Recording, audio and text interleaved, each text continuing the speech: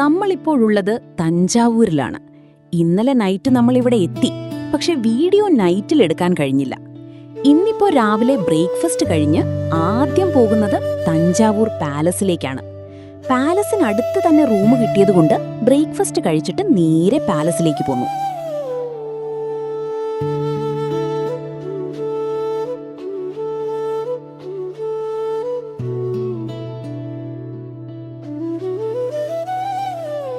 ഇനി ഇവിടെ ടിക്കറ്റ് എടുത്ത് നമുക്ക് ഉള്ളിൽ കയറാം. തഞ്ചാവൂർ മറാത്ത പാലസ് എന്നാണ് അറിയപ്പെടുന്നത്. ഇതിന്റെ പൂർണ്ണ വിവരണം വഴിയേ പറയാം.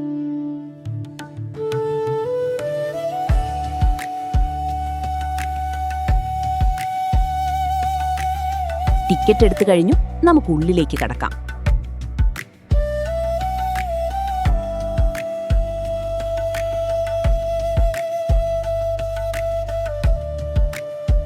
തമിഴ്നാടിന്റെ ഹൃദയഭാഗത്ത് ചരിത്രത്തിന്റെ ശ്വാസം ഇന്നും മതിലുകളിൽ മുഴങ്ങുന്ന ഒരു രാജകീയ ലോകം. അതാണ് തഞ്ചാവൂർ രാജപ്രാസാദം, തഞ്ചാവൂർ റോയൽ പാലസ്.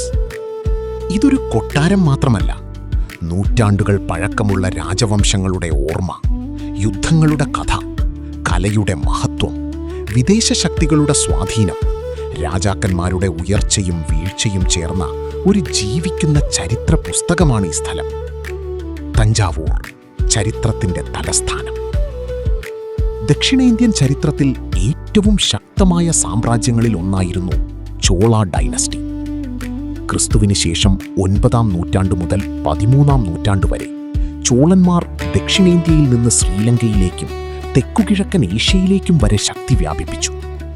അവരുടെ തലസ്ഥാനമായിരുന്നു തഞ്ചാവൂർ. ഇന്നും ലോകത്തെ അത്ഭുതപ്പെടുത്തുന്ന ബൃഹദീശ്വര ടെമ്പിൾ അഥവാ തഞ്ചൈ വലിയ കോവിൽ ചോള സാമ്രാജ്യത്തിന്റെ മഹത്വത്തിന്റെ തെളിവാണ്. എന്നാൽ ഇന്നു നാം കാണുന്ന ഈ രാജപ്രാസാദം ചോളന്മാർ മാത്രം നിർമ്മിച്ചതല്ല. ആരാണ് ഈ കൊട്ടാരം പണികഴിപ്പിച്ചത്?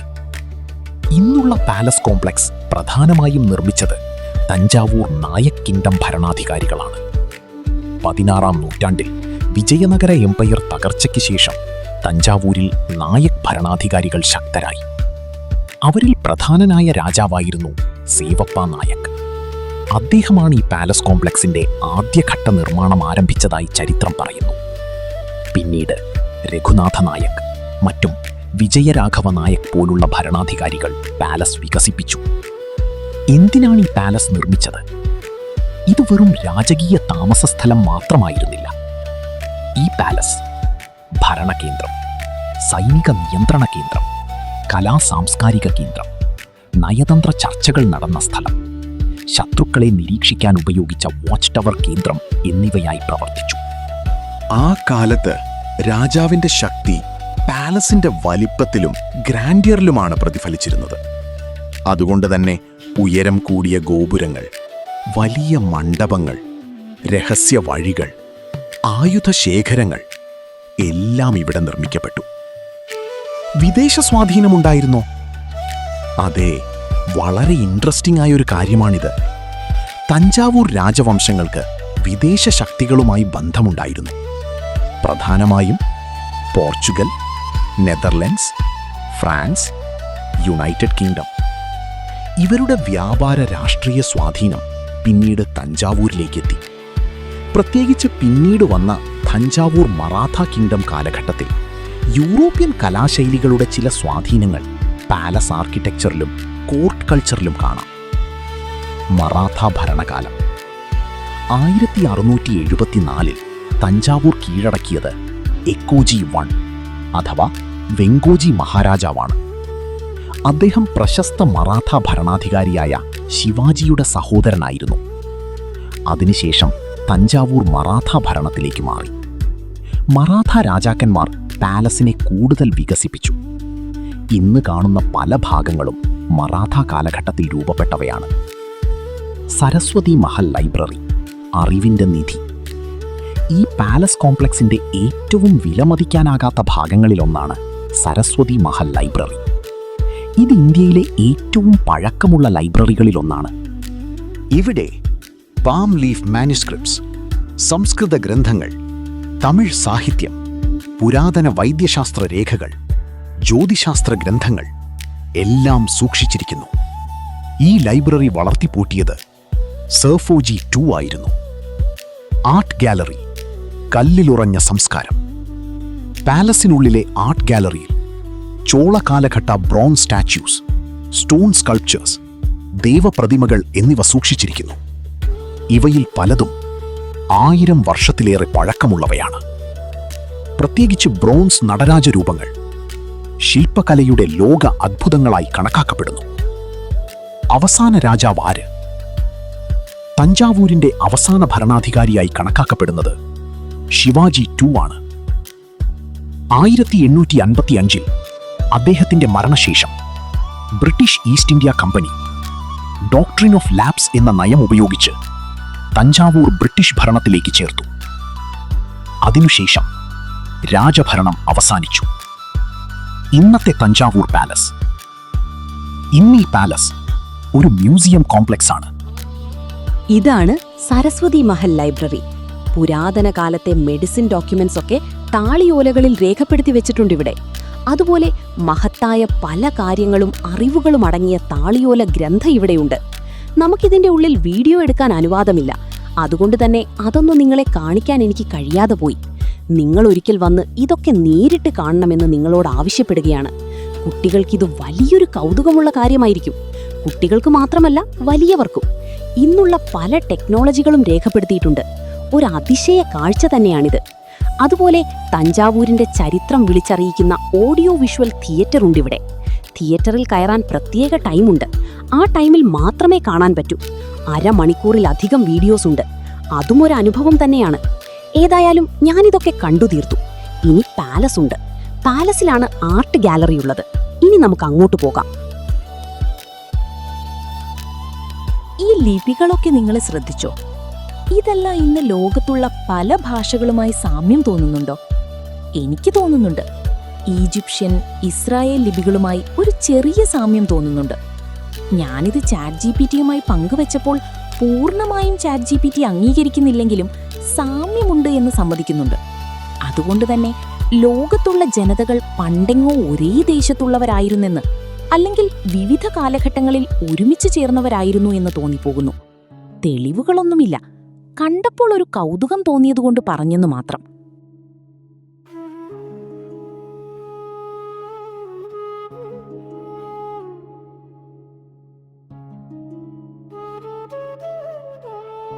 പിന്നെ നമ്മൾ വന്ന വഴിക്ക് കണ്ട കവാടം കണ്ടില്ലേ? എത്ര ഭീമാകാരമായാണത് നിർമ്മിച്ചിരിക്കുന്നത്. ശത്രുക്കൾക്ക് ആ കവാടം ഭേദിച്ചു വേണം പാലസിലേക്ക് കടക്കാൻ. അതത്ര എളുപ്പവുമല്ല. ആ കവാടം പണിയാൻ തന്നെ 1000കണക്കിന് ആളുകൾ വിയർപ്പൊഴുക്കിയിട്ടുണ്ടാകും. ഇവിടെ വരുന്ന ഓരോ സന്ദർശകനും ചരിത്രം കാണുന്നു, കല അനുഭവിക്കുന്നു, പഴയ സാമ്രാജ്യങ്ങളുടെ നിഴൽ അനുഭവിക്കുന്നു. ഈ മതിലുകൾക്ക് പറയാനുള്ള കഥകൾ ഇന്നും അവസാനിച്ചിട്ടില്ല. ഓരോ ശില്പവും, ഓരോ പടിയും, ഓരോ ഗോപുരവും ഒരു നഷ്ടപ്പെട്ട സാമ്രാജ്യത്തിന്റെ ശബ്ദം ഇന്നും സൂക്ഷിച്ചിരിക്കുന്നു.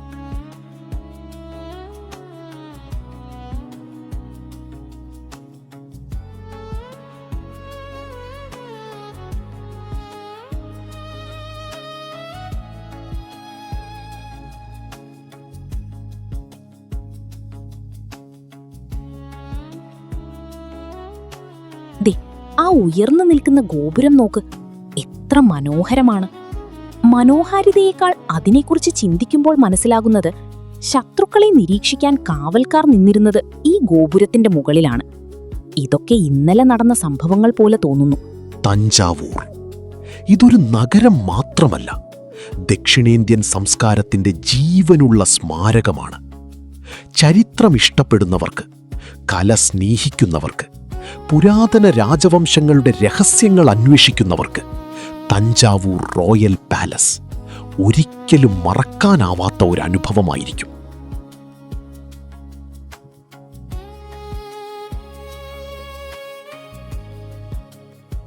ഈ പാലസിന്റെ ഉള്ളിലേക്ക് കടക്കുമ്പോൾ തന്നെ നമ്മളെ വരവേൽക്കുന്നത് നൂറ്റാണ്ടുകൾ പഴക്കമുള്ള ഹൈന്ദവ ആചാരപ്രകാരമുള്ള മൂർത്തി രൂപങ്ങളെയാണ്. ഒരുപാട് ബിംബങ്ങൾ ഇവിടെ കല്ലിൽ കൊത്തിവെച്ചിരിക്കുന്നുണ്ട്. ഇതൊക്കെ ഒരു കൗതുകം തന്നെയാണ്.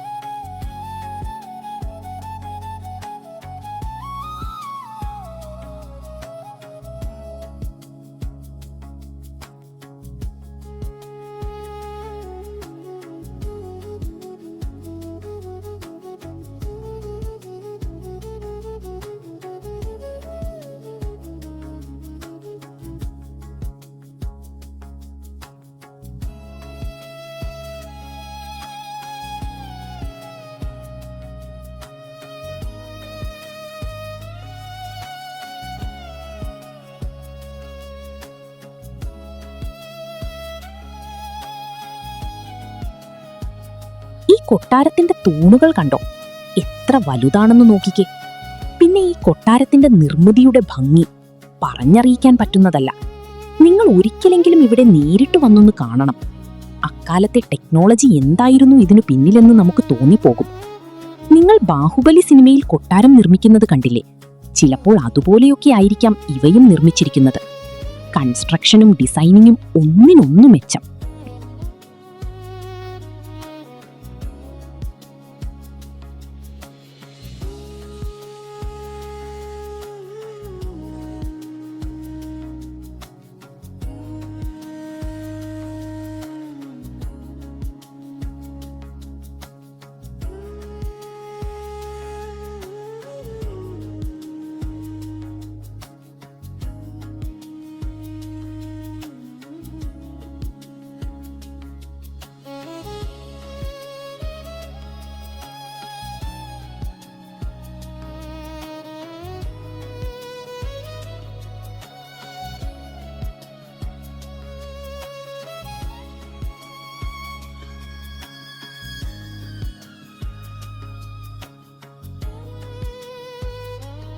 കമാനാകൃതിയിലുള്ള പ്രവേശന കവാടം ഒരു അതിശയമായി തോന്നും. അന്നത്തെ നിർമ്മിതിയെക്കുറിച്ച് ചിന്തിക്കുമ്പോൾ ഇന്നിത് നിർമ്മിക്കാൻ എളുപ്പമാണ്. ഈ തൂണുകളുടെ വലുപ്പം എത്രമാത്രം വലിയതാണിവ! ഇതുപോലുള്ള തൂണുകളാണ് ഈ കൊട്ടാരത്തിൽ മുഴുവനുള്ളത്.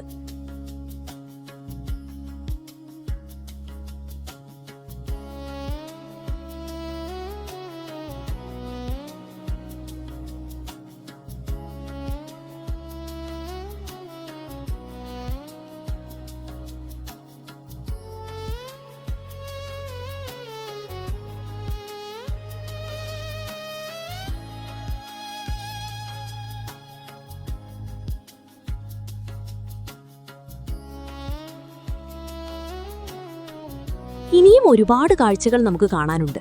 അതൊക്കെ കാണാം. ഇതുമാത്രം കണ്ടു നിന്നാൽ നമ്മൾ ഇങ്ങനെ നിന്നുപോകും. അത്രയ്ക്ക് വിസ്മയാവഹമാണ് ഈ കാഴ്ചകൾ.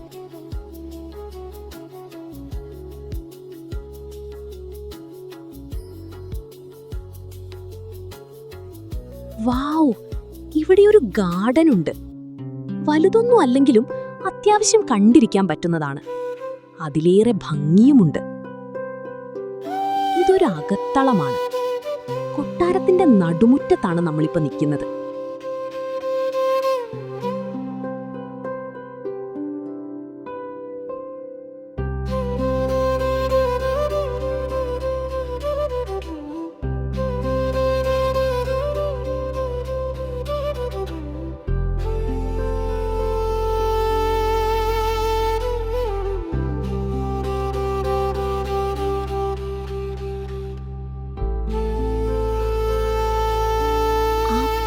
കാലമൊന്ന് നമ്മൾ ആലോചിച്ചു നോക്കിക്കേ. കുതിരകളും കുതിരപ്പടയാളികളും വാളും പരിചകളുടെ ശബ്ദവും രാജാക്കന്മാരുടെ ആജ്ഞകളും അതനുസരിക്കുന്ന വേലക്കാരും. ആകെ ഒരു നൊസ്റ്റാൾജിയ അല്ലേ?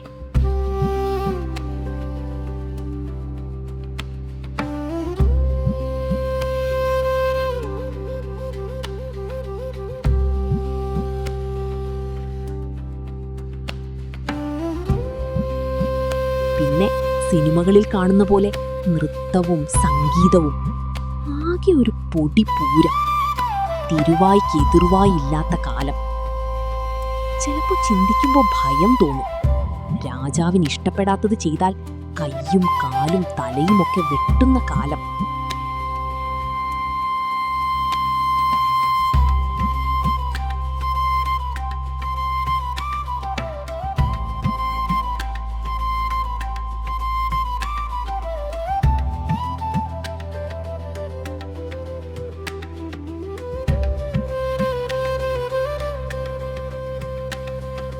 നമ്മൾ കൊട്ടാരത്തിലേക്ക് കടക്കുമ്പോഴുണ്ടായിരുന്നതുപോലെയുള്ള മൂർത്തി രൂപങ്ങൾ ഇവിടെയും കാണാം. അതുപോലെ തന്നെയുള്ള കൺസ്ട്രക്ഷൻ തന്നെയാണ് ഇവിടെയും. തഞ്ചാവൂർ കലാകാരന്മാരുടെ നാടാണ് എന്ന് തെളിയിക്കുന്നതിന് ഇതിൽ കൂടുതൽ ഒന്നും വേണ്ട. തഞ്ചാവൂരിൽ നിന്നുള്ള പണിക്കാർ തന്നെയാണ് ഇന്ത്യയിലെ ഒട്ടുമിക്ക പാലസുകളും ടെമ്പിൾസും ഒക്കെ പണിതത്.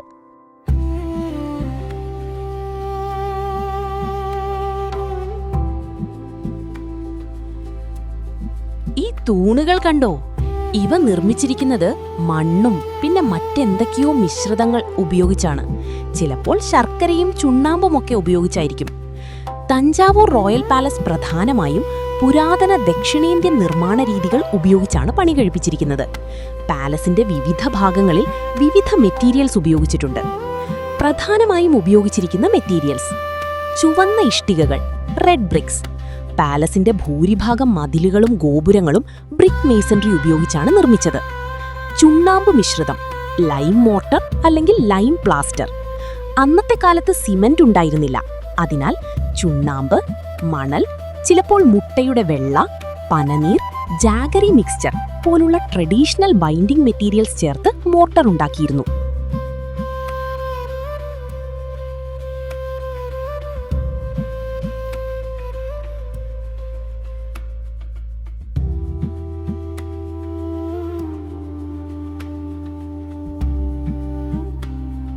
വാതിലുകൾ, മേൽക്കൂരയിലെ ബീംസ്, പാലസ് ഇന്റീരിയേഴ്സ് എന്നിവയിൽ ടീക്ക് പോലുള്ള മരങ്ങൾ ഉപയോഗിച്ചു.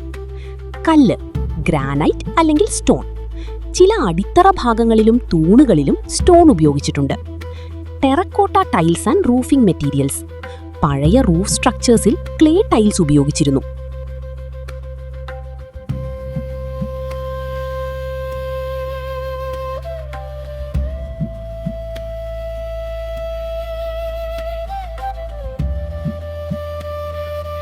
ഈ പാലസിന്റെ ആർക്കിടെക്ചറിൽ ഒരു പ്രത്യേകത: വളരെ കട്ടിയുള്ള മതിലുകൾ.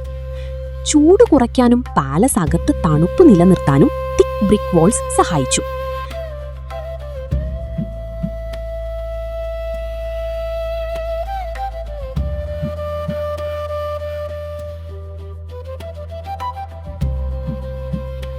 നായക് മറാത്ത കാലഘട്ട പാലസ് ആർക്കിടെക്ചർ ആയതിനാൽ Indo Dravidian style, Maratha influence, ചില യൂറോപ്യൻ ആർക്കിടെക്ചറൽ ടച്ചസ് ഇവയും പാലസിൽ കാണാം. അതുകൊണ്ടാണ് ഇന്നും നൂറ്റാണ്ടുകൾ കഴിഞ്ഞിട്ടും ഈ പാലസ് ഉറച്ചു നിൽക്കുന്നത്.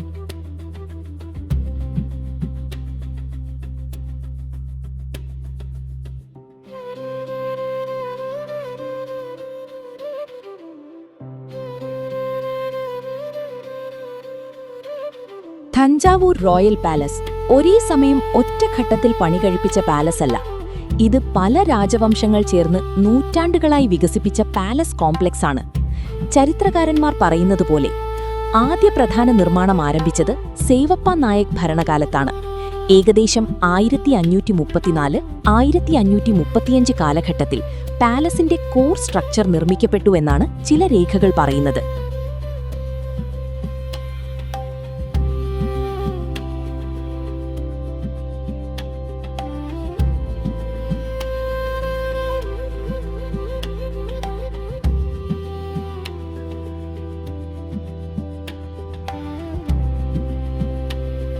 പിന്നീട് നായക് രാജാക്കന്മാരും തുടർന്ന് മറാത്ത ഭരണാധികാരികളും പാലസിനെ തുടർച്ചയായി വികസിപ്പിച്ചു.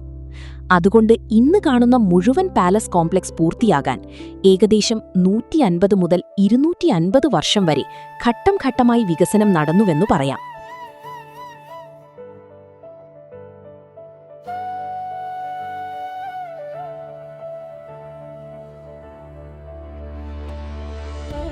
എത്ര തൊഴിലാളികൾ ഉണ്ടായിരുന്നു? എക്സാക്റ്റ് എണ്ണം ചരിത്രരേഖകളിൽ വ്യക്തമല്ല. പക്ഷേ യുദ്ധത്തിൽ പിടിക്കപ്പെട്ട തടവുകാർ, നാട്ടിലെ ശില്പികൾ, stone masons, wood workers, lime plaster workers, mural artists, bronze craftsmen, സൈനിക തൊഴിലാളികൾ എന്നിവരടങ്ങിയ വലിയ വർക്ക് ഫോഴ്സ് ഉപയോഗിച്ചതായി ചരിത്രകാരന്മാർ കരുതുന്നു. അന്നത്തെ കാലത്ത് ഇത്തരം പാലസ് കോംപ്ലക്സ് നിർമ്മിക്കാൻ 100 കണക്കിന് മുതൽ 1000 കണക്കിന് വരെ തൊഴിലാളികൾ വിവിധ ഘട്ടങ്ങളിൽ പ്രവർത്തിച്ചിരിക്കാമെന്നാണ് പൊതുവായ ചരിത്രാനുമാനം.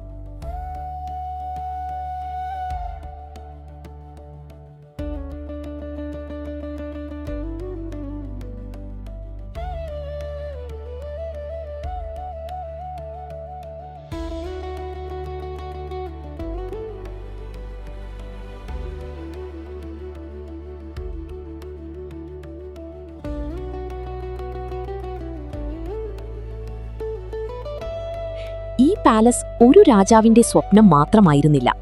നൂറ്റാണ്ടുകളോളം നിരവധി രാജാക്കന്മാരുടെ കൈകളിലൂടെ രൂപം കൊണ്ട ഒരു ജീവിക്കുന്ന ചരിത്രമായിരുന്നു. ആദ്യഘട്ട നിർമ്മാണം 16-ാം നൂറ്റാണ്ടിൽ നായക് ഭരണാധികാരികൾ ആരംഭിച്ചു. പിന്നീട് മറാഠ രാജാക്കന്മാർ പാലസിനെ കൂടുതൽ വിപുലീകരിച്ചു. ഇന്ന് നമ്മൾ കാണുന്ന ഈ മഹത്തായ പാലസ് കോംപ്ലക്സ് ഒറ്റ വർഷം കൊണ്ടോ ഒറ്റ രാജാവ് കൊണ്ടോ നിർമ്മിക്കപ്പെട്ടതല്ല. നൂറുകണക്കിന് ശില്പികളും തൊഴിലാളികളും കലാകാരന്മാരും തലമുറകളായി ചേർന്നു പണിതെടുത്ത ഒരു ആർക്കിടെക്ചറൽ വണ്ടറാണിത്.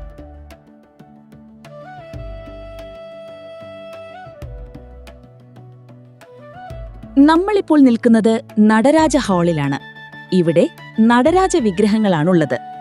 ഈ വിഗ്രഹങ്ങളുടെ പഴക്കങ്ങളും ഇവ കണ്ടെടുത്ത സ്ഥലങ്ങളുമെല്ലാം ഓരോ വിഗ്രഹത്തിന്റെ സമീപത്തും എഴുതിവെച്ചിട്ടുണ്ട്. ആയിരക്കണക്കിന് വർഷങ്ങൾ പഴക്കമുള്ളവയാണ് മിക്ക വിഗ്രഹങ്ങളും. നമുക്കിനി അത് കാണാം. വടക്കേന്ത്യയിൽ നിന്നും മറ്റു രാജ്യങ്ങളിൽ നിന്നും വന്ന ടൂറിസ്റ്റുകൾ ധാരാളം ഇവിടെയുണ്ട്.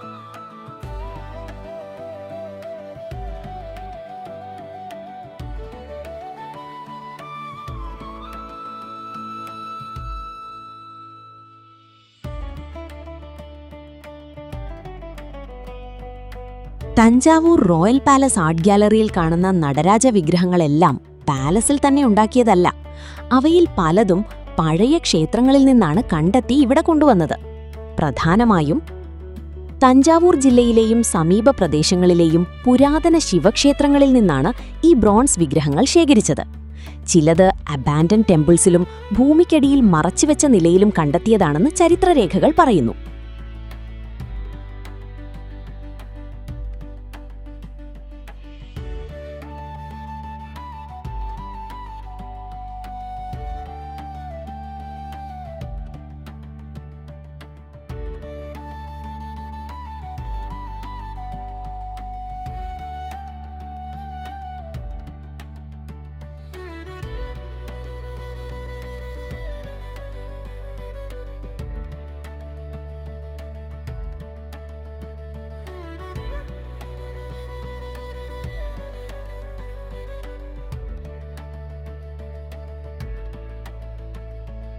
പഴയകാലത്ത് ആക്രമണങ്ങളും കൊള്ളകളും നടന്നപ്പോൾ ക്ഷേത്രസമ്പത്തുകൾ സംരക്ഷിക്കാൻ, ദേവപ്രതിമകൾ മോഷ്ടിക്കപ്പെടാതിരിക്കാൻ പല ബ്രോൺസ് വിഗ്രഹങ്ങൾ മണ്ണിനടിയിൽ ഒളിപ്പിക്കാറുണ്ടായിരുന്നു.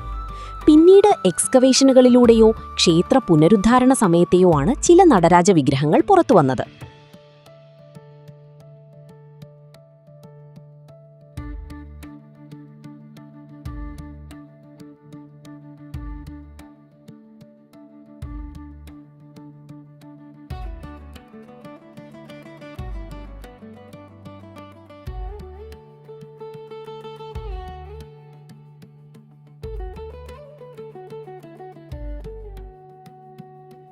പ്രത്യേകിച്ച് പ്രശസ്തമായ ചില ചോള ബ്രോൺസ് സ്കൾപ്ചേഴ്സ് തിരുവേങ്ങാട് പ്രദേശത്തു നിന്നാണ് കണ്ടെത്തിയതെന്ന് പഠനങ്ങൾ പറയുന്നു.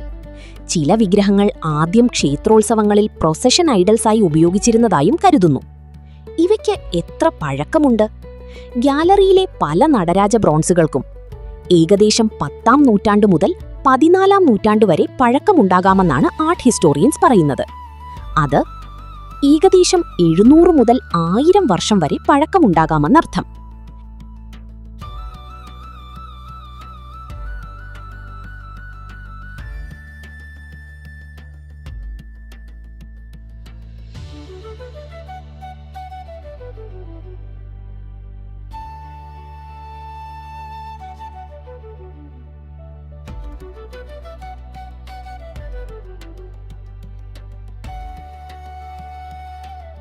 ഈ ഗാലറിയിൽ കാണുന്ന നടരാജ വിഗ്രഹങ്ങൾ വെറും മ്യൂസിയം ഓബ്ജക്ട്സ് അല്ല.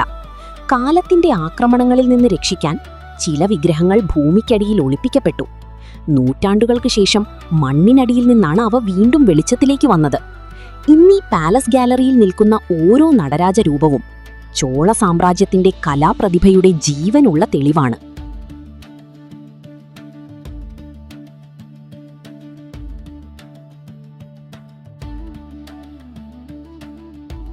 ബ്രോൺസ്, പഞ്ചലോഹം അല്ലെങ്കിൽ വെങ്കല മിശ്രിതം.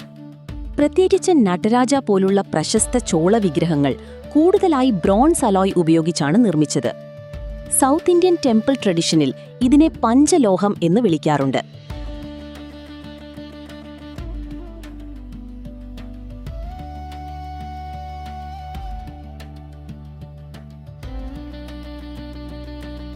സാധാരണയായി ഇതിൽ copper, tin, zinc, silver, gold എന്നിവയുടെ മിശ്രിതം ഉപയോഗിച്ചിരുന്നു. എന്നാൽ എല്ലാ വിഗ്രഹങ്ങളിലും ഗോൾഡ്, സിൽവർ വലിയ അളവിലുണ്ടാകണമെന്നില്ല. പലതും കോപ്പർ ബേസ്ഡ് ബ്രോൺസ് അലോയാണ്.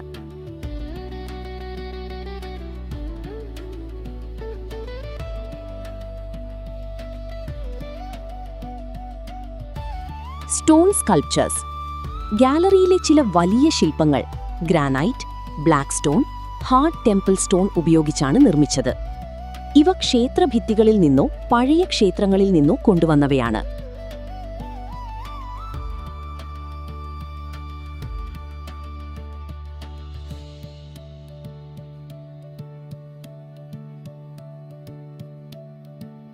എങ്ങനെയാണ് ബ്രോൺസ് വിഗ്രഹങ്ങൾ ഉണ്ടാക്കിയത്? ചോളകാല ആർട്ടിസൻസ് ഉപയോഗിച്ചിരുന്നത് ലോസ്റ്റ് വാക്സ് ടെക്നീക്കാണ്. ആദ്യം മെഴുകിൽ ഫുൾ സ്റ്റാച്യു മോഡൽ ഉണ്ടാക്കും. പിന്നീട് അതിന് മണ്ണ് കോട്ടിംഗ് നൽകും. ചൂടാക്കുമ്പോൾ മെഴുക് ഉരുകി പുറത്തുപോകും. അകത്ത് ഹോളോ മോൾഡ് രൂപപ്പെടും. ശേഷം മോൾട്ടൻ ബ്രോൺസ് അതിലേക്ക് ഒഴിക്കും. തണുത്ത ശേഷം മോൾഡ് പൊട്ടിച്ചു പുറത്തെടുക്കും. അതിനാൽ ഓരോ ബ്രോൺസ് വിഗ്രഹവും യുണീക്ക് പീസാണ്. എക്സാക്ട് കോപ്പി ഉണ്ടാകില്ല. എന്തുകൊണ്ടിവ സ്പെഷ്യലാണ്? ഈ വിഗ്രഹങ്ങൾ rest resistant, long lasting, fine detailing ഉള്ളത്, ബാലൻസ്ഡ് പ്രൊപ്പോർഷൻസ് ഉള്ളത് ആണ്. അതുകൊണ്ടാണ് 1000 വർഷം കഴിഞ്ഞിട്ടും ഇവ ഇന്നും നിലനിൽക്കുന്നത്.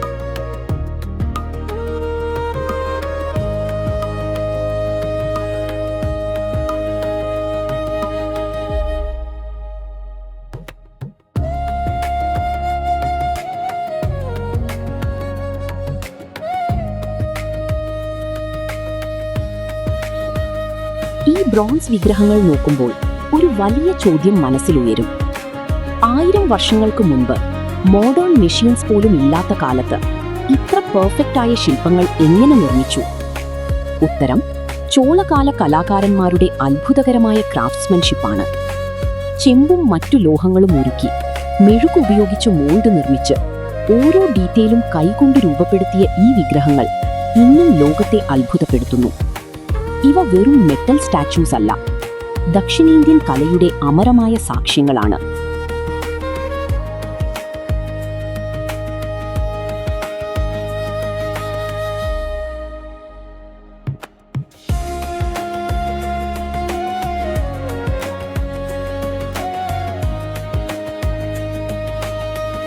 തഞ്ചാവൂരിന്റെ ഹൃദയത്തിൽ ഉയർന്നു നിൽക്കുന്ന ഈ മഹത്തായ രാജപ്രാസാദത്തെ ആദ്യമായി കാണുമ്പോൾ ഒരു കാര്യം ഉടൻ മനസ്സിലാകും.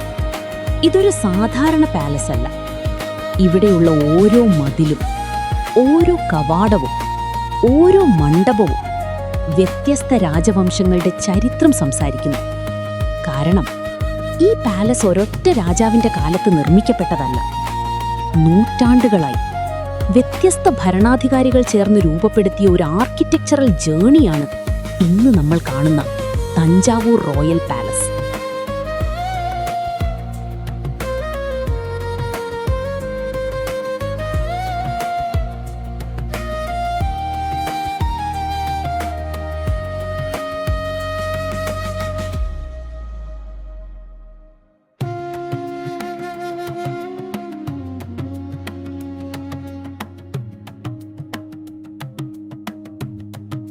ദ്രാവിഡ ശൈലിയുടെ ശക്തി.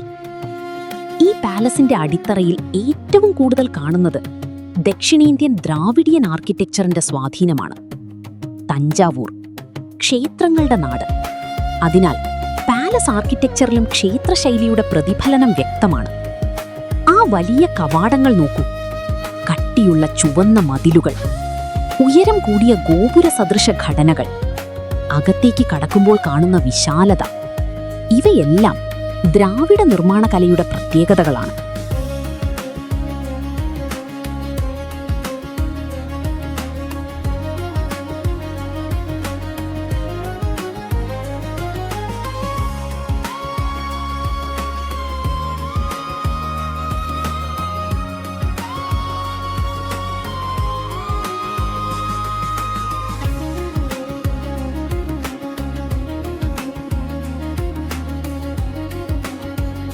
പുരാതന സൗത്ത് ഇന്ത്യൻ ആർക്കിടെക്ചറിൽ ബിൽഡിങ്ങുകൾ വെറും ഭംഗിക്കായി മാത്രം പണിതിരുന്നില്ല.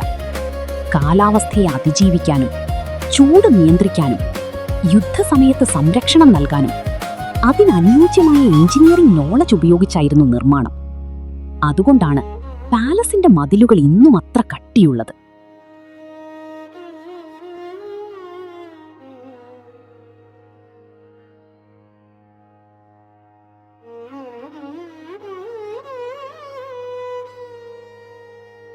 ചില ഭാഗങ്ങളിൽ നിരവധി അടി വീതിയുള്ള മതിലുകളാണ് കാണുന്നത്.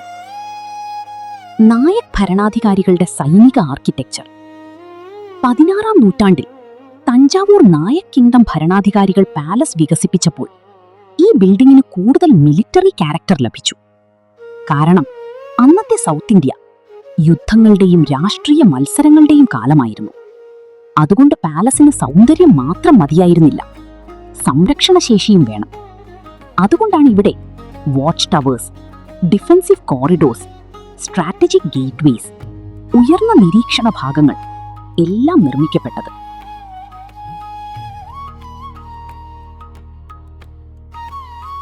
ഇനി നമുക്ക് പുരാതന കാലത്തെ നാണയങ്ങളിലേക്ക് കടക്കാം. ഇവിടെ ഒരുപാട് കോയിൻസിന്റെ കളക്ഷൻസ് ഉണ്ട്. സ്വർണ്ണ നാണയം വരെ ഇവിടെ നമുക്ക് കാണാൻ കഴിയും. വലിയ 3-4 ടേബിൾ നിറച്ചു കോയിൻസിന്റെ കളക്ഷൻസ് ആണ്. ഈ പാലസിന്റെ അകത്തുള്ള മറ്റൊരു വലിയ ചരിത്രനിധിയാണ് പുരാതന കോയിൻ കളക്ഷൻ. ആദ്യ നോട്ടത്തിൽ ചെറിയ ലോഹ കഷ്ണങ്ങൾ പോലെ തോന്നുന്ന ഈ നാണയങ്ങൾ വാസ്തവത്തിൽ നൂറ്റാണ്ടുകൾ പഴക്കമുള്ള സാമ്രാജ്യങ്ങളുടെ ജീവിക്കുന്ന തെളിവുകളാണ്. ഓരോ കോയിനും ഒരു രാജാവിന്റെ കഥ പറയുന്നു, ഒരു സാമ്രാജ്യത്തിന്റെ ശക്തി പറയുന്നു, ഒരു കാലഘട്ടത്തിന്റെ സാമ്പത്തിക ചരിത്രം പറയുന്നു. എത്ര പഴക്കമുള്ള കോയിൻസ്! ഈ കളക്ഷനിൽ വിവിധ കാലഘട്ടങ്ങളിലെ കോയിൻസ് കാണാം. പ്രധാനമായും Chola dynasty, Pandya dynasty, Vijayanagara empire, Thanjavur Nayak kingdom, Thanjavur Maratha kingdom, British East India company കാലങ്ങളിലെ നാണയങ്ങൾ ഇവിടെ സൂക്ഷിച്ചിരിക്കുന്നു. ചില കോയിൻസിന് 300 വർഷം, 500 വർഷം, ചിലപ്പോൾ 1000 വർഷത്തിലേറെ പഴക്കമുണ്ടാകാം. കോയിൻസ് എന്തുപയോഗിച്ചാണ് ഉണ്ടാക്കിയിരുന്നത്? പുരാതന കാലത്ത് കോയിൻസ് നിർമ്മിക്കാൻ ഉപയോഗിച്ചിരുന്നത് gold, silver, copper, bronze, lead mixtures ആണ്. രാജാവിന്റെ ശക്തിയും രാജ്യത്തിന്റെ സമ്പത്തും അനുസരിച്ച് കോയിനിന്റെ മെറ്റൽ മാറുമായിരുന്നു. ഗോൾഡ് കോയിൻസ് സാധാരണയായി രാജകീയ ഇടപാടുകൾക്കും ക്ഷേത്രദാനങ്ങൾക്കും വലിയ വ്യാപാരത്തിനും ഉപയോഗിച്ചു. കോപ്പർ കോയിൻസ് ജനങ്ങൾ എവ്രിഡേ മാർക്കറ്റിൽ ഉപയോഗിച്ചിരുന്ന കറൻസിയായിരുന്നു. കോയിൻസിലുള്ള ചിഹ്നങ്ങൾ. ഈ പഴയ കോയിൻസിൽ രാജാക്കന്മാരുടെ symbols, temple marks, animals, gods, Tamil, Telugu, Sanskrit inscriptions എല്ലാം കാണാം.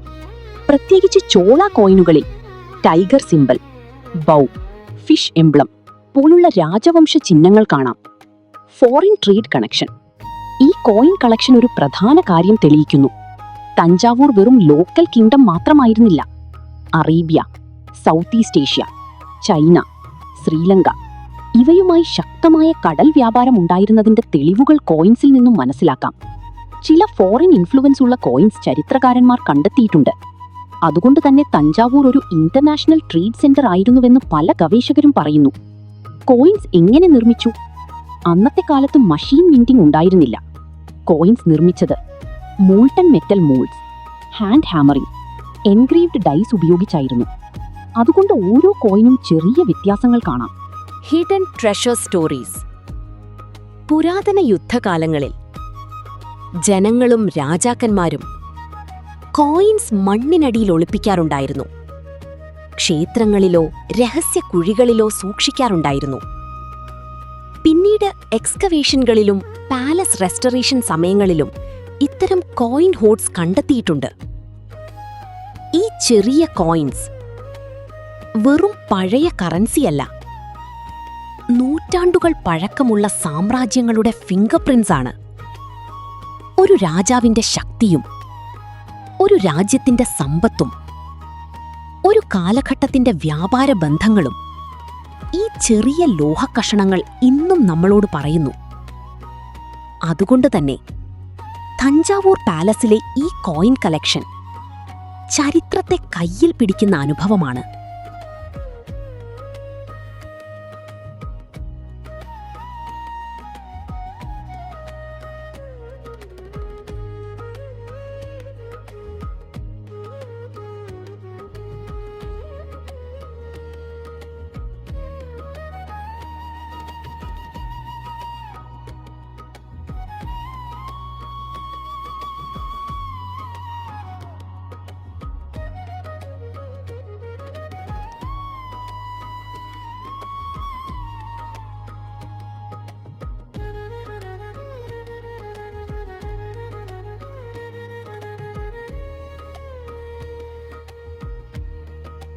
ഈ സൂക്ഷിച്ചിരിക്കുന്നത് ഒരു തിമിംഗലത്തിന്റെ അസ്ഥികൂടമാണ്. ഈ പാലസ് മ്യൂസിയത്തിന്റെ അകത്ത് സന്ദർശകരെ ഏറ്റവും അത്ഭുതപ്പെടുത്തുന്ന കാഴ്ചകളിലൊന്നാണ് വലിയ ഒരു തിമിംഗലത്തിന്റെ അസ്ഥികൂടം. പുരാതന രാജപ്രാസാദത്തിനുള്ളിൽ ഒരു വെയിൽ സ്കെലറ്റൻ കാണുമെന്ന് പലരും പ്രതീക്ഷിക്കില്ല. അതുകൊണ്ടുതന്നെ ഈ സെക്ഷൻ വിസിറ്റേഴ്സിന്റെ ശ്രദ്ധ ഉടൻ ആകർഷിക്കുന്നു. ഇത് 92 അടി നീളമുള്ള ഒരു തിമിംഗലത്തിന്റെ അസ്ഥികൂടമാണ്. 1955 ഫെബ്രുവരി 26 തരംഗംബാടി, അതായത് ട്രാങ്കബാർ സമീപത്ത് കരയ്ക്കടിഞ്ഞ നിലയിൽ ഇത് കണ്ടെത്തി. ഈ ജീവിയുടെ ആയുസ് ഏകദേശം 400 വർഷം വരെ ആയിരിക്കാമെന്ന് കണക്കാക്കപ്പെടുന്നു. ഈ തിമിംഗലം വെയിൽ ബോൺ വെയിൽസ് എന്ന വിഭാഗത്തിൽപ്പെടുന്നു. തിമിംഗലങ്ങൾ സസ്തനികളായ, അതായത് മാമൽ സമുദ്രജീവികളാണ്. അവ കുഞ്ഞുങ്ങൾക്ക് പാൽ കൊടുക്കുന്നു. ഇവ സാധാരണയായി സമുദ്രത്തിന്റെ മേൽഭാഗത്തുകൂടി സഞ്ചരിക്കുന്ന പൂർണ്ണമായും സമുദ്രജീവികളാണ്. ഭൂമിയിലെ ഏറ്റവും വലിയ ജീവികളിലൊന്നാണ് തിമിംഗലം. ഇവ പ്രധാനമായും പ്ലാങ്ക്ടൺ എന്നറിയപ്പെടുന്ന അതിസൂക്ഷ്മ ജലജീവികളെയാണ് ഭക്ഷണമാക്കുന്നത്. ഈ പ്ലാങ്ക്ടനുകൾ പ്രത്യേകിച്ച് തണുത്ത ധ്രുവപ്രദേശങ്ങളിലെ സമുദ്രജലങ്ങളിൽ കൂടുതലായി കാണപ്പെടുന്നു. അതുകൊണ്ട് തിമിംഗലങ്ങൾ വലിയ കൂട്ടങ്ങളായി സമുദ്രങ്ങൾ കടന്ന് ദൂരയാത്രകൾ നടത്താറുണ്ട്. വെയിൽ ഹണ്ടേഴ്സ് സാധാരണയായി ഇവ കൂടുതലായി കാണപ്പെടുന്ന പ്രദേശങ്ങളിലാണ് വേട്ടയാടിയിരുന്നത്. തിമിംഗലങ്ങളിൽ നിന്നുള്ള എണ്ണ, അതായത് വെയിൽ ഓയിൽ, പഴയ കാലത്ത് ഉപയോഗിച്ചിരുന്നു. പ്രത്യേകിച്ച് കുട്ടികൾക്കും ടൂറിസ്റ്റുകൾക്കും ഈ സെക്ഷൻ വലിയ ക്യൂരിയോസിറ്റി സൃഷ്ടിക്കുന്നു. പുരാതന രാജാക്കന്മാരുടെ ചരിത്രം കാണാൻ വന്നവർ പെട്ടെന്ന് തന്നെ ഒരു ജയന്റ് സീ ക്രീച്ചറിന്റെ സ്കെലിറ്റൻ മുന്നിൽ കാണുമ്പോൾ അത്ഭുതപ്പെടും. അതുകൊണ്ട് തന്നെ ഈ വെയിൽ സ്കെലിറ്റൻ മ്യൂസിയത്തിന്റെ മെമ്മറബിൾ അട്രാക്ഷൻസിൽ ഒന്നായി മാറിയിട്ടുണ്ട്. 1000 വർഷം പഴക്കമുള്ള ശില്പങ്ങളും രാജവംശങ്ങളുടെ ചരിത്രവും നിറഞ്ഞ ഈ പാലസിന്റെ അകത്ത് സമുദ്രത്തിന്റെ ആഴങ്ങളിൽ ജീവിച്ചിരുന്ന ഒരു ഭീമൻ ജീവിയുടെ അസ്ഥികൂടവും നിശബ്ദമായി നിലകൊള്ളുന്നു. ചരിത്രവും കലയും പ്രകൃതിയും ഒരേ റൂഫിനടിയിൽ ഒന്നിക്കുന്ന അപൂർവ അനുഭവമാണ് തഞ്ചാവൂർ പാലസ് മ്യൂസിയം.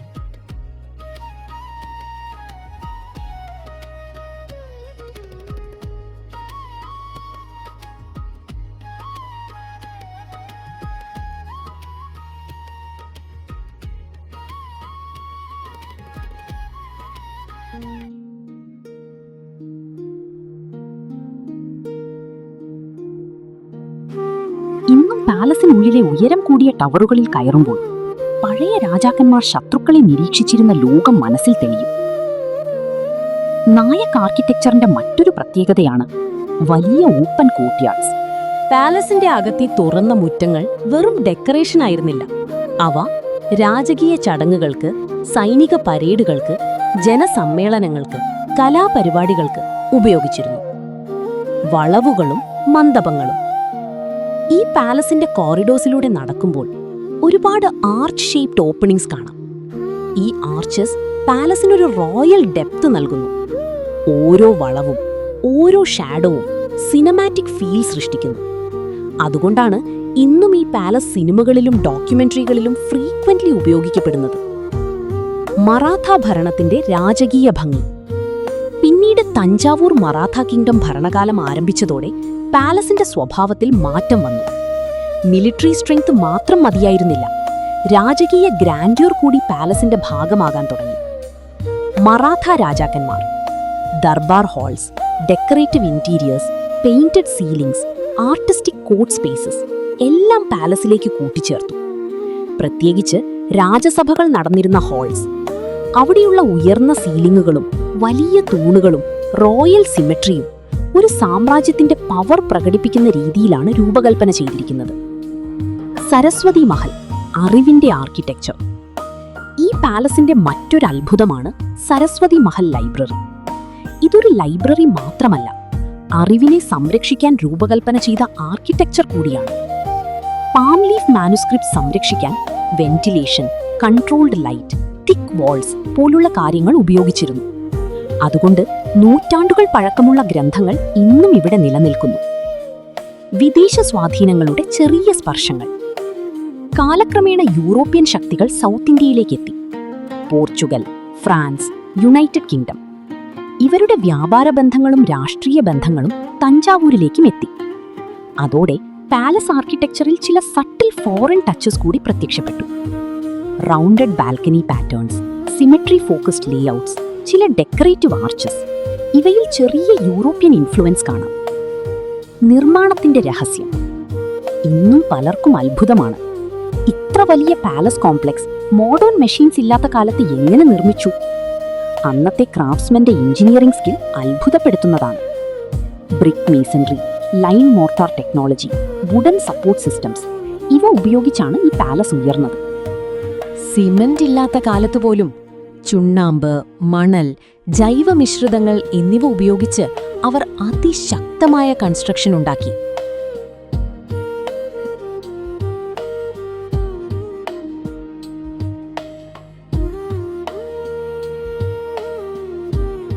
ഇന്ന് ഈ പാലസിൽ നടക്കുമ്പോൾ നമ്മൾ കാണുന്നത് വെറുമൊരു പഴയ ബിൽഡിംഗ് അല്ല.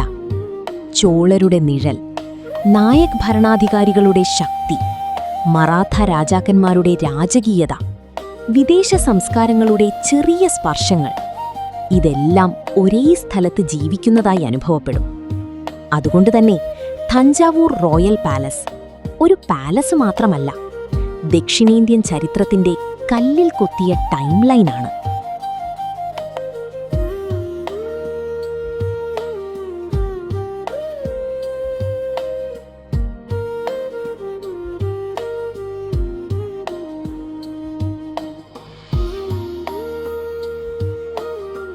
തഞ്ചാവൂർ റോയൽ പാലസ് ആർട്ട് ഗാലറിയിൽ കാണുന്ന ഹിന്ദു ദേവപ്രതിമകളിൽ പലതും വിവിധ കാലഘട്ടങ്ങളിൽ നിർമ്മിക്കപ്പെട്ടവയാണ്. പ്രധാനമായും ചോള ഡൈനസ്റ്റി കാലഘട്ടം, പാണ്ഡ്യ ഡൈനസ്റ്റി കാലം, വിജയനഗര എംപയർ കാലഘട്ടം, തഞ്ചാവൂർ നായക് കിങ്ഡം കാലം. ഇവിടെയുള്ള ബ്രോൺസ്, സ്റ്റോൺ സ്കൾപ്ചേഴ്സ് പലതും ക്ഷേത്രങ്ങളിൽ നിന്നാണ് പിന്നീട് മ്യൂസിയമിലേക്ക് മാറ്റിയത്. ഇവ നിർമ്മിച്ചത് അന്നത്തെ സ്ഥാപതിമാർ, ക്ഷേത്രശില്പികൾ, bronze craftsmen, stone sculptors, temple artisans ആണ്. പ്രത്യേകിച്ച് ചോളകാല ബ്രോൺസ് സ്കൾപ്ചേഴ്സ് ലോക പ്രശസ്തമാണ്. അന്നത്തെ ക്രാഫ്റ്റ്സ്മെൻ ലോസ്റ്റ് വാക്സ് ടെക്നീക്ക് എന്ന പുരാതന രീതിയാണ് ബ്രോൺസ് വിഗ്രഹങ്ങൾ നിർമ്മിക്കാൻ ഉപയോഗിച്ചത്. ആദ്യം മെഴുകിൽ രൂപമുണ്ടാക്കും, പിന്നീട് അതിന് മണ്ണ് കോട്ടിംഗ് നൽകി മോൾഡ് തയ്യാറാക്കും. ശേഷം മോൾട്ടൻ ബ്രോൺസ് ഒഴിച്ച് പ്രതിമ രൂപപ്പെടുത്തും. ഈ ടെക്നീക്ക് ഇന്നും അത്ഭുതപ്പെടുത്തുന്ന പ്രിസിഷൻ ഉള്ളതാണ്. എത്ര പഴക്കമുണ്ട്? ഗാലറിയിലെ പല പ്രതിമകൾക്കും ഏകദേശം 400 വർഷം മുതൽ 1000 വർഷത്തിലേറെ വരെ പഴക്കമുണ്ട്. പ്രത്യേകിച്ച് ചില നടരാജ ബ്രോൺസ് വിഗ്രഹങ്ങൾ 10ാം നൂറ്റാണ്ട് 11ാം നൂറ്റാണ്ട് ചോള കാലഘട്ടത്തിൽ നിന്നുള്ളവയാണെന്ന് കരുതപ്പെടുന്നു. അത് ഏകദേശം 900 മുതൽ 1000 വർഷം വരെ പഴക്കമുണ്ടാകാമെന്നർത്ഥം. സ്റ്റോൺ സ്കൾപ്ചേഴ്സിൽ ചിലത് അതിലും പഴയ കാലത്തേതായിരിക്കാമെന്ന് ഗവേഷകർ കരുതുന്നു. എന്തുകൊണ്ടിവ സ്പെഷ്യലാണ്? ഈ പ്രതിമകൾ വെറും ആരാധനാമൂർത്തികൾ മാത്രമല്ല.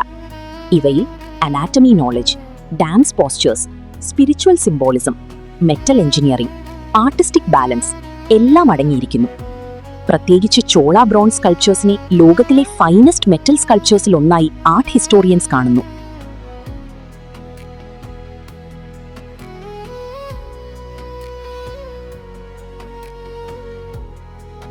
ഈ ഗാലറിയിൽ നിൽക്കുമ്പോൾ നമ്മൾ കാണുന്നത് വെറും പ്രതിമകളല്ല, 1000 വർഷങ്ങൾക്ക് മുൻപ് ജീവിച്ചിരുന്ന കലാകാരന്മാരുടെ കൈകളുടെ അത്ഭുതമാണ്.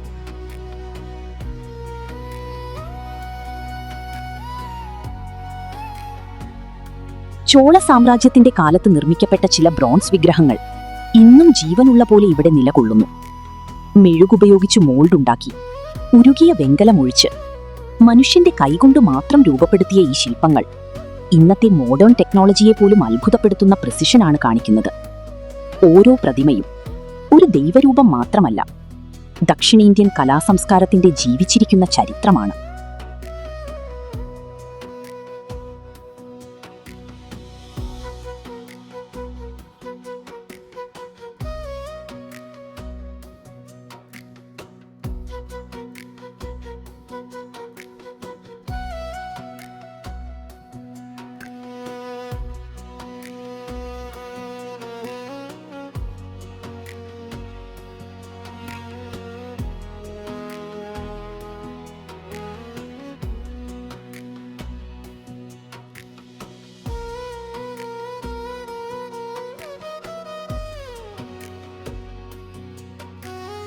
പാലസ് കണ്ടു കഴിഞ്ഞ് ഞാൻ തിരിച്ചിറങ്ങുകയാണ്. കുറേ വിസിറ്റേഴ്സ് ഇപ്പോഴും വന്നും പോയിക്കൊണ്ടുമിരിക്കുന്നു. അതിൽ മലയാളികളും ഉണ്ട്. പലരെയും ഞാൻ നമ്മുടെ ചാനൽ പരിചയപ്പെടുത്തി. അവരിൽ പലരും സബ്സ്ക്രൈബ് ചെയ്യാനും മറന്നില്ല. തിരിച്ചിറങ്ങുമ്പോഴും കൊട്ടാരത്തിൻ്റെ ഭംഗി ആസ്വദിക്കാതിരിക്കാൻ കഴിയുന്നില്ല.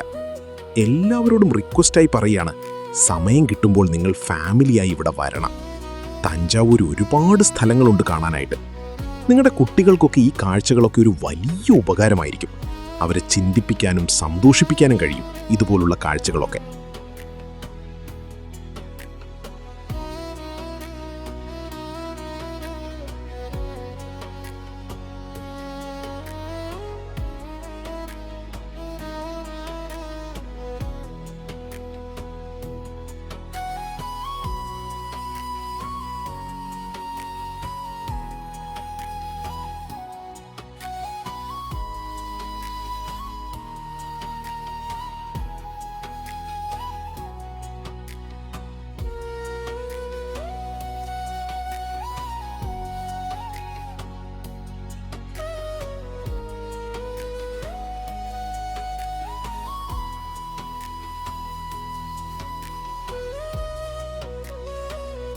ഈ കാഴ്ചകൾ കണ്ട് ഈ പാലസിന്റെ അകത്തളങ്ങളിൽ നിന്നിറങ്ങുമ്പോൾ എനിക്ക് ഞാൻ ഈ രാജ്യത്ത് ഇന്ത്യയിൽ ജനിച്ചതിൽ അഭിമാനം തോന്നി.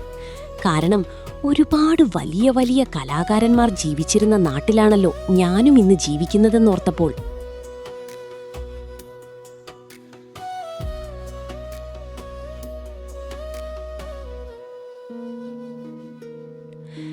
ഈ പാലസ് മനസ്സിൽ നിന്ന് മായുന്നില്ല. ഇവിടുത്തെ ഓരോ മുക്കും മൂലയും എന്തെല്ലാമോ വിളിച്ചു പറയാൻ ഇനിയും ആഗ്രഹിക്കുന്നതായി തോന്നി. ഞാനിപ്പോൾ നടക്കുമ്പോഴും മനസ്സ് മുഴുവൻ പാലസിന്റെ അകത്തളങ്ങളിൽ ചുറ്റിപ്പറ്റി നിൽക്കുകയാണ്. ഒരിക്കൽ കൂടി വരണമെന്നുണ്ടിവിടെ. സാധിക്കട്ടെ എന്ന പ്രത്യാശയോടെ പാലസിലേക്ക് ഒരു നോക്കു നോക്കി ഞാൻ ഈ പടികൾ ഇറങ്ങുന്നു. The complete south Indian travel വ്ലോഗിന്റെ 3ാമത്തെ എപ്പിസോഡാണ് ഈ വീഡിയോ. ഇപ്പോഴും എനിക്ക് വ്യൂസ് ആൻഡ് സബ്സ്ക്രിപ്ഷൻ കുറവാണ്. നിങ്ങൾ എല്ലാവരും എന്നെ സഹായിക്കണം. എന്നാൽ മാത്രമേ എനിക്ക് ഈ ചാനൽ മുന്നോട്ട് കൊണ്ടുപോകാൻ പറ്റൂ. അതുകൊണ്ട് എല്ലാവരും സഹായിക്കണം. ഇനിയും ഒരുപാട് സ്ഥലങ്ങളുടെ വീഡിയോ വരാനുണ്ട്. അവയൊക്കെ എഡിറ്റിംഗ് ടേബിളിലാണ്. നിങ്ങൾ ഞങ്ങൾക്ക് കൂടുതലായി പ്രോത്സാഹനം തന്നാൽ എല്ലാ വീഡിയോസും പെട്ടെന്ന് തന്നെ അപ്ലോഡ് ചെയ്യുന്നതായിരിക്കും. അതുപോലെ കാണുന്നവരെല്ലാവരും ഒന്ന് അഭിപ്രായം കമന്റിലൂടെ ഒന്ന് പറയുക. ഓക്കെ ഫ്രണ്ട്സ്, ഈ വീഡിയോ നിങ്ങൾക്ക് ഇഷ്ടപ്പെട്ടെന്ന് വിശ്വസിക്കുന്നു. അപ്പോൾ ബൈ. നെക്സ്റ്റ് വീഡിയോയുമായി ഉടനെ കാണാം.